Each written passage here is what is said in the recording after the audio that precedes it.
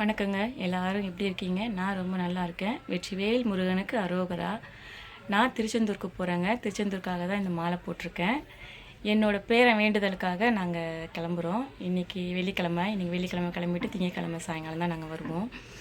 அவன் எனக்கு வேண்டிகிட்டு இருந்தேன், எனக்கு பேரன் பிறந்தா வேல் நாக்களவு மாதிரி வேல் வாங்கி உண்டியலில் காணிக்க அவன் கையால் செலுத்துறேன்னு வேண்டிக்கிட்டேன்.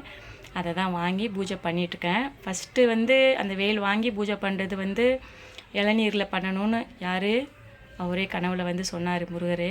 அதே மாதிரி இளநீரில் தான் பூஜை பண்ணி முடிச்சிட்டேன். இன்றைக்கி என்னென்னா நான் எதிர்பார்க்காததெல்லாம் பண்ண சொன்னார். பாருங்களேன் அந்த வேலை. இதுதாங்க அந்த வேல். நான் இன்றைக்கி என்ன நினச்சேன்னா, நேற்று வரைக்கும் எந்த இதுவுமே இல்லை, சும்மா விளக்கேற்றி தான் சாமி கும்பிட்டுட்டு இருந்தேன். செவ்வாய்க்கிழமை வந்தது, விளக்கேற்றி சாமி கும்பிட்டு அன்றைக்கி மட்டும் அபிஷேகம்லாம் பண்ணேன். இளநீர் அபிஷேகம் தான் பண்ண சொன்னார் கனவுல. அதே மாதிரி இளநீர் அபிஷேகம் பண்ணிவிட்டு சுவாமி கும்பிட்டு எல்லா நெய்வேத்தியெல்லாம் வச்சு சுவாமி கும்பிட்டுட்டேங்க. அதுக்கப்புறம் தொடர்ந்து நான் விளக்கு தான் ஏற்றிட்டு இருந்தேன். இன்றைக்கி என்னென்னா, காலையிலேயே எனக்கு விடியற் காத்தாலே எனக்கு அறிவு கொடுத்துட்டாரு. ஒரு மைண்டில் ஒரு இது, இன்றைக்கி நீனே மடிப்பிச்சை எடுத்துகிட்டு வந்து எனக்கு போடு. நான் இதெல்லாம் வேண்டிக்கவே இல்லைங்க அவர்கிட்ட. நான் இந்த வேண்டுதல் இந்த வேல் மட்டும் தான் செலுத்துறேன்னு வேண்டிக்கிட்டேன். மடிப்பிச்செல்லாம் நான் எடுக்கிறேன்னு வேண்டிக்கவே இல்லை. ஆனால் மனசுக்குள்ளே தோணிக்கிட்டே இருந்துச்சு, காலையிலேருந்து தோணிக்கிட்டே இருந்துச்சு. அந்த மாதிரி எனக்கு நினச்சது கிடையாது, தோணுனதும் கிடையவே கிடையாது. எனக்கு மைண்டே ஒரு மாதிரி ஆயிடுச்சு. அதோட இன்னைக்கு ஆடி போகிறன்றதுனால வெள்ளிக்கிழமை முத்துமாரியம்மன் கோவிலுக்கு போயிட்டு புத்துக்கு பால் ஊற்றிட்டு அங்கே தான் சொல்லிட்டு இருந்தேன், இந்த மாதிரி மனசுக்கு தோணுதுமா, நான் இது செய்யட்டுமா வேணாமா நீ சொல்லு.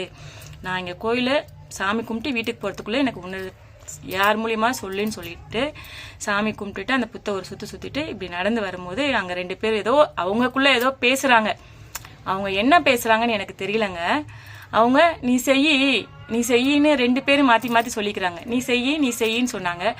அது எனக்கு தான் உணர்த்திருக்காங்க அந்த அம்மா. நான் எடுத்துக்கிட்டேன். கண்டிப்பாக நான் செய்யணுமா தான் நான் கேட்டேன். அவங்க செய்யின்னு சொல்லிட்டாங்கல்ல.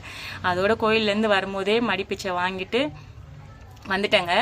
எல்லார் வீட்லேயும் காசு தாங்க எனக்கு கொடுத்தாங்க. ஒரே ஒருத்தவங்க வீட்டில் எனக்கு அரிசி போட்டாங்க. நான் அப்போ நினச்சேன், இந்த அரிசி கொடுத்துருக்காங்களே இது என்ன பண்ணுறதுன்ட்டு யோசிச்சுக்கிட்டே இருந்தேன். அவங்க பொங்கல் வைப்பீங்கல்ல, அரிசியை போட்டுட்டு பொங்கல் வைப்பீங்கல்லன்னு கேட்டாங்க. நான் சொன்னேன், நான் அங்கே பொங்கல் வைக்கணும்லாம் எதுவும் நினைக்கல, நான் வீட்டில் வச்சு சாமி கும்பிட்டுக்கிறேன் மனசுக்குள்ளே அவங்கக்கிட்ட சொல்லிட்டேன். வீட்டில் வச்சு சாமி கும்பிட்டுக்கிறேன்னு சொல்லிட்டேன். சொன்னோன்னே வீட்டுக்குள்ளே வந்தோடனே அந்த காசை எடுத்து ஒரு கிண்ணத்தில் எடுத்து வச்சோடனே எனக்கு இப்போவே பொங்கல் இப்போவே எனக்கு செய்யி. அது பாருங்க, அந்த உணர்வு எப்படி அந்த கொடுக்குறாருன்னு அந்த தெய்வம். உண்மையிலே சொல்கிறேங்க, முழுசாக நம்பினோம்னா கண்டிப்பாக நமக்கு துணை இருப்பாங்கன்றது இது ஒரு உதாரணங்க.